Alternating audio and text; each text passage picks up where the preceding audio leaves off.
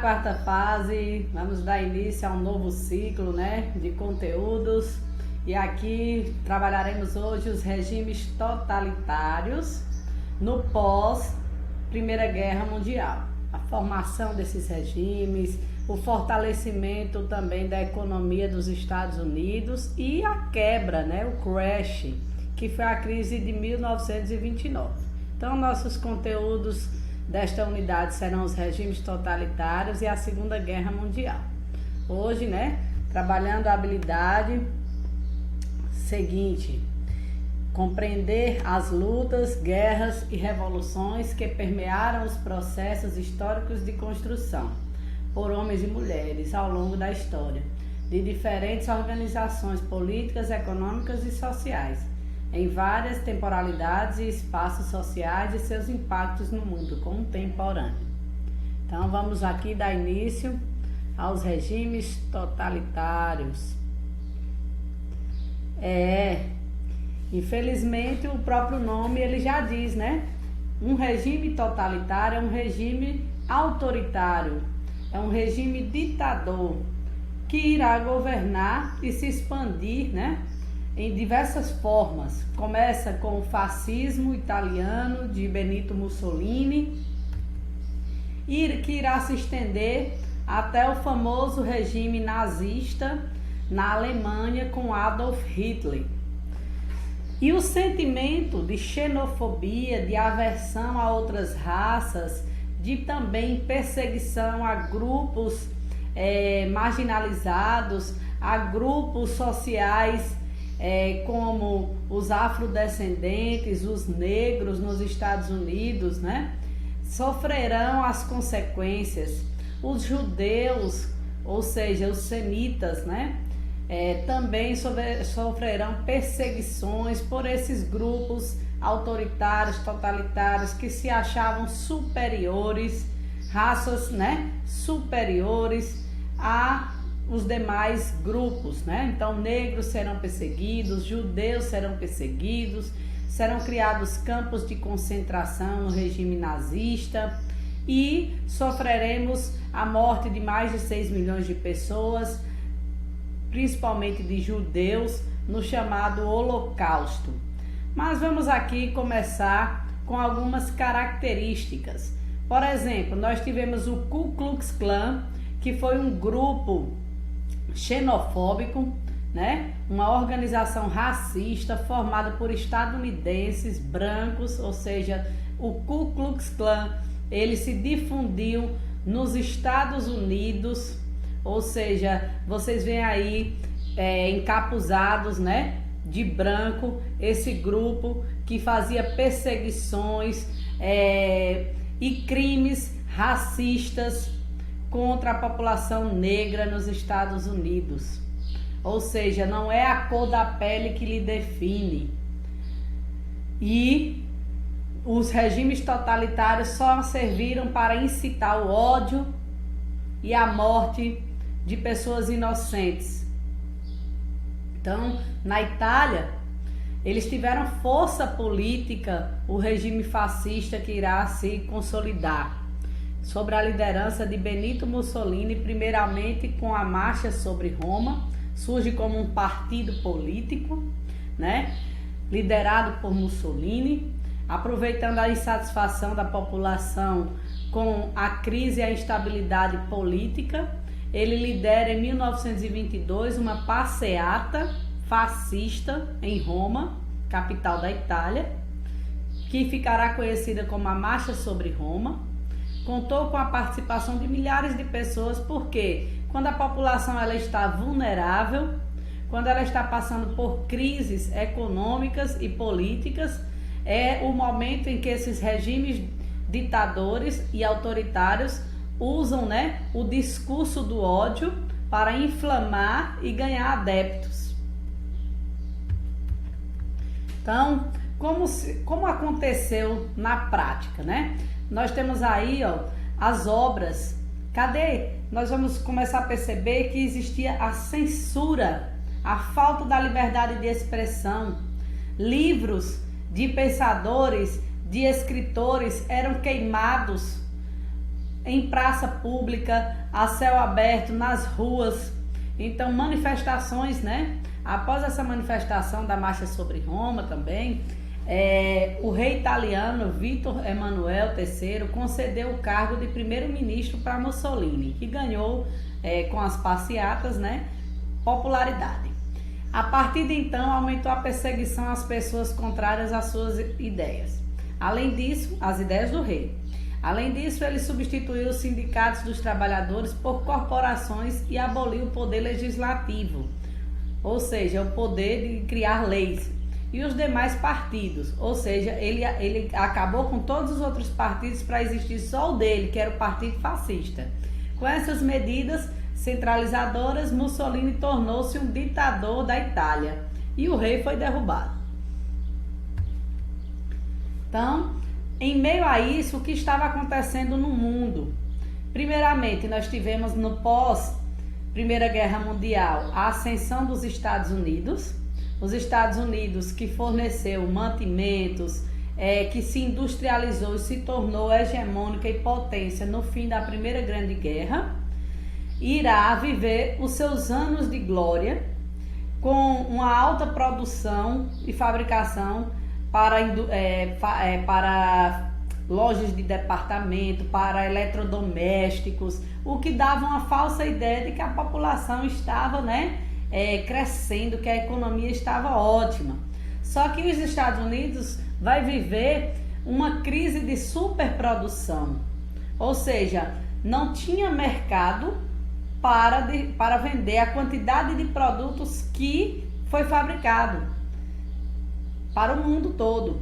Então, os Estados Unidos, depois desse momento, desse apogeu econômico, desse milagre, econômico na década de 20, ele irá vivenciar em 1929 o crash, a quebra da Bolsa de Valores de Nova York. E, consequentemente, depois da ascensão vem a queda, Então, é a Grande Depressão com o crash, com a crise econômica mundial de 1929. E para sanar a crise, o New Deal. Então, vamos falar um pouquinho sobre cada um desses momentos. Na ascensão, nós tivemos a indústria automobilística com o Fordismo, isso mesmo, Fordismo de Ford, de Henry Ford, a linha de produção, a linha de montagem, produzir em grande escala, o trabalho, aquele trabalho técnico, repetitivo, onde se produzia em grande quantidade o mesmo produto. Então, a linha de montagem de Henry Ford, o Fordismo, veio na época da ascensão. Vejam aqui, linha de montagem de automóveis em Detroit, nos Estados Unidos, em 1923, Então, isso aqui foi na ascensão. Tudo estava caminhando bem, a economia florescia nos Estados Unidos. Porém, até o presidente, em 1928, dos Estados Unidos, ele disse a seguinte frase: nenhum presidente a euforia da década de 1920, chegava a contaminar o próprio presidente Calvin Coolidge, que em seu discurso do Estado da União de dezembro de 1928 afirmou, aqui é a frase dele: nenhum presidente dos Estados Unidos já reunido até hoje para apreciar o Estado da União viu-se diante de uma perspectiva mais agradável do que atentamento e o recorde absoluto de anos de prosperidade. Pessoal, isso foi em 1928, um ano antes da crise, do crash, da quebra da Bolsa de Valores de Nova York. As razões do otimismo do presidente, eram muitas. A riqueza estava crescente, a riqueza estava bem distribuída. Nós temos aqui nessa imagem a população fazendo fila para ir fazer compras. É que nem quando inaugura uma loja grande, Aqui na nossa cidade a gente vê muito movimento, Quando é novidade. E aqui as lojas de departamento estavam, fazendo filas para as pessoas fazerem compra. A economia ia muito bem. Por isso a fala do presidente na época. Porém, a gente vai ver aqui mudanças de comportamento devido a esse crescimento econômico, A gente viu aqui o surgimento de ritmos como o jazz, né? Em 1920, aqui na década de 20, temos aqui Louis Armstrong. Além disso, homens e mulheres frequentavam cabarés, onde novos estilos de música como o jazz e de dança como o foxtrot e o charleston tornaram-se populares na década de 20. O blues, né? O gospel também. As pessoas começaram a cuidar mais de si, usavam roupas mais ousadas, se sentiam mais autônomas, independentes, né? Cabelos curtos, dirigiam automóveis, trabalhavam, tinham hábitos que causavam espanto às pessoas mais conservadoras.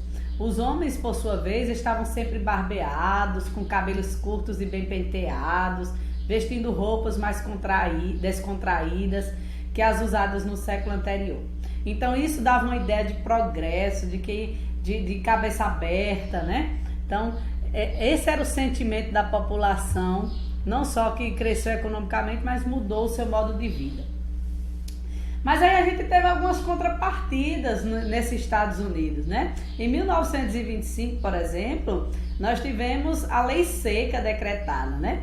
A Lei Seca que proibia as pessoas, né, de consumirem bebidas alcoólicas em determinados horários e locais, né? E também a venda, né, em alguns departamentos. E por um breve período isso fez com que entrasse o mercado de bebida na clandestinidade devido à lei seca que foi decretada nos Estados Unidos. E a criminalidade surgiu com os bares ilegais, que eram abastecidos por grupos de criminosos que perceberam uma grande oportunidade de lucrar com a lei seca. E aí nós tivemos a crise de 1929, né? A Grande Depressão, chamada também de Grande Depressão, que atingiu todo o mundo, que foi uma crise de superprodução. Então houve uma crise financeira da Bolsa de Valores de Nova York, que é o mercado de ações, e com essa crise, né, que foi dia 24 de outubro de 1929, a crise levou acionistas a colocar ações à venda. Com o excesso de ações e poucos compradores, o preço caiu, arruinando as pessoas. Sem recursos, as empresas demitiram, os bancos e fábricas faliram e os efeitos se espalharam pelo mundo. Quais são os efeitos? Quem tinha uma fábrica e fechou, deixou várias famílias, né, desempregadas, né? Ou seja, a população e as fábricas se fechando, a população entra na miséria. E isso não refletiu apenas nos Estados Unidos, vai refletir em todo o mundo. Aqui eu trouxe, por exemplo, a cidade de Berlim, do outro lado, né, na Alemanha, ou seja, na Europa. A crise eclodiu lá nos Estados Unidos, na América do Norte, e ela se torna uma crise mundial. Então, o colapso aqui do Banco Nacional da Alemanha fez muitas pessoas se aglomerarem para tentar e sacar o dinheiro que eles tinham em conta, né, devido à crise. Outro fato também é que os trabalhadores, os operários, fizeram um movimento chamado Charlotte Crusade, que é considerado um dos símbolos de luta dos trabalhadores. Então, o primeiro-ministro se recusou a receber os manifestantes. Então, a crise se instalava. E para vencer a crise, os Estados Unidos criam o novo acordo econômico aí, o New Deal, né? New é novo, né? Então, o New Deal lançou um grande programa de obras públicas para gerar emprego e vencer a crise. Então, muitas obras públicas, né, vão ser colocadas em práticas para gerar emprego. Por exemplo, ali a gente viu, né, as usinas hidrelétricas e também programas de distribuição de renda. E vai dar certo, o New Deal ele funcionou, os Estados Unidos conseguem vencer a crise. Mesmo que lentamente, o programa teve efeitos positivos e a economia voltou a crescer, diminuindo o desemprego e aumentando o poder de compra dos trabalhadores. E aqui nós temos extraído do livro didático de vocês, as políticas sociais do New Deal promoveram a implantação do Welfare State, estado de bem-estar nos Estados Unidos. Essas políticas tinham o objetivo de suprir a necessidade básica dos estadunidenses por meio de intervenção pública nos mecanismos de produção, aumentando assim a transferência de renda para os setores mais carentes da sociedade. Combatendo a pobreza, o governo estadunidense não apenas estimulava o crescimento econômico, mas também procurava conter o avanço do comunismo, porque os Estados Unidos é capitalista. E agora vamos aqui para os regimes ditatoriais totalitários, o mais famoso de todos, que foi o nazismo de Adolf Hitler. Adolf Hitler ele lutou na Primeira Guerra Mundial do lado da Alemanha, e ele será também o culpado, digamos assim, né, pela Segunda Guerra Mundial, né, com os seus ideais que estavam no livro Mein Kampf, Minha Luta, onde ele difundia as ideias de xenofobia, de aversão a outras raças, onde ele difundia o antissemitismo, a perseguição aos judeus, povos semitas, e também uma ideia chamada arianismo, a ideia da raça ariana, a raça pura, conhecido por alguns como sangue azul, ou seja, que esse povo alemão, ele era o sangue puro que deu origem aos povos europeus brancos, né? Então, sempre ideias racistas e também ideias antimarxistas, ou seja, anticomunistas. Então, Hitler, ele difundiu essas ideias e criou, ele se torna, né, o primeiro Reich, né, um imperador praticamente, dentro da Alemanha. Ele cria o partido nazista, da suástica alemã, aquele símbolozinho dos dois Es, né? E ele cria campos de concentração, onde os judeus serão colocados para trabalhar. Esses campos de concentração na mídia saíam como se fossem fábricas, né, que estavam dando emprego aos judeus, mas na verdade eles estavam escravizando os judeus. Muitos morreram em campos de concentração, no chamado Holocausto, mas são muitos mesmo, porque foram mais de 6 milhões de mortes até a Segunda Guerra Mundial no chamado Holocausto. E o fim de Hitler após a segunda, com a perca da Alemanha, que a gente vai falar ainda mais sobre Hitler quando trabalhar o conteúdo da Segunda Guerra Mundial. Então aqui é só a abertura do conteúdo do nazismo, para lembrar que o nazismo também foi um regime totalitário, o maior e mais terrível de todos os regimes totalitários. E a sua morte, né, será o suicídio. Ele se suicida para não ser julgado no tribunal de Nuremberg pelos crimes que ele cometeu com o nazismo no fim da Segunda Guerra. Mas nós falaremos mais detalhadamente sobre cada um desses pontos, ok? Bons estudos e até a próxima.